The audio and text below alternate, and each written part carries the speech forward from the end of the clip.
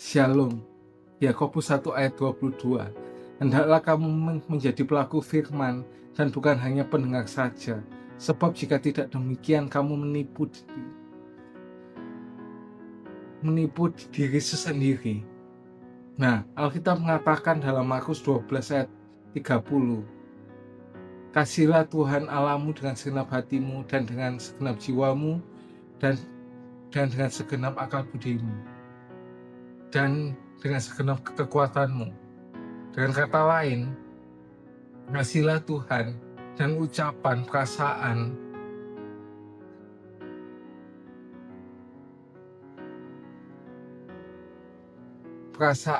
pikiran, dan tindakan kita. Tuhan membentuk kita pada dasarnya untuk menjadi pembicara, perasa, pemikir atau pelaku. Pembicara mengasihi Tuhan dengan hati mereka, perasa mengasihi Tuhan dengan jiwa mereka, pemikir mengasihi Tuhan dengan pikiran mereka. Tahukah kita bahwa kita itu juga bisa mengasihi Tuhan dengan akal budi kita? Tahukah kita ketika kita melakukan kegiatan intelektual, kita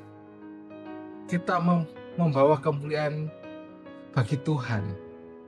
Nah, ketika kita mengembangkan dan menajamkan daya pikir, kita melakukan ibadah juga loh ya. Nah, orang-orang yang Tuhan ciptakan jadi pemikir biasanya akan jatuh cinta dengan Alkitab. Ketika mereka menjadi orang percaya, mereka suka mempelajari buku itu. Tidak ada buku lain seperti Alkitab yang punya jawaban tentang pertanyaan-pertanyaan dalam hidup kita. Seperti mengapa aku di sini? Kemanakah aku akan pergi? Apakah tujuan hidup kita? Apakah hidup ini berarti? Apakah masa lalu dan masa depanku? Dari mana aku berasal? Nah, pemikir di sini suka dengan pelajaran Alkitab.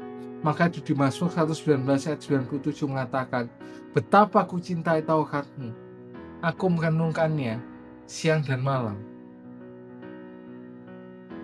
Nah, kita butuh pemikir karena dunia itu perlu pertimbangan.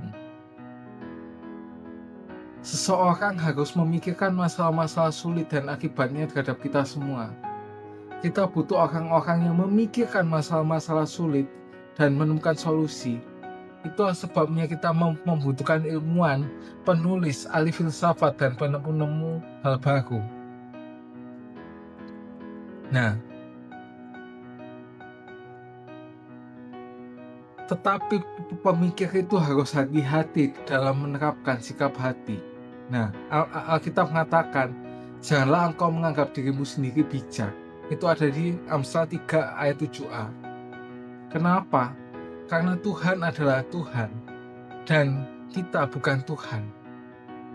Nah, sikap yang rendah hati itu adalah sebuah pilihan. Bukan cuma sekali dalam Alkitab kita diberitahu untuk berdoa kepada Tuhan untuk merendahkan hati kita.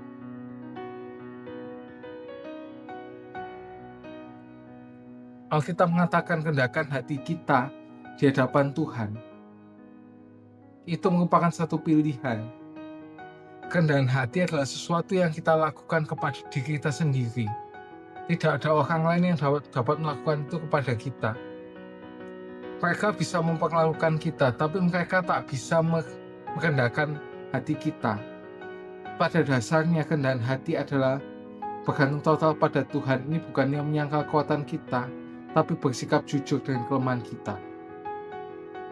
Pemikir juga perlu hati-hati menerapkan apa yang mereka tahu.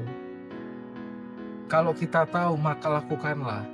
Yakobus 1 ayat 22 mengatakan, hendaklah kamu menjadi pelaku firman dan bukan hanya pendengar saja, sebab jika tidak demikian kamu menipu dirimu sendiri. Nah, apakah kita percaya kalau kita perlu memberi pada orang miskin? Apakah kita melakukannya? Apakah kita percaya bahwa manusia itu perlu Kristus untuk ke surga. Apa yang kita beritahukan pada mereka tentang hal itu? Apakah kita percaya dengan perpuluhan? Apakah kita melakukannya? Kita hanya percaya pada bagian Alkitab yang kita lakukan. See you and God bless you.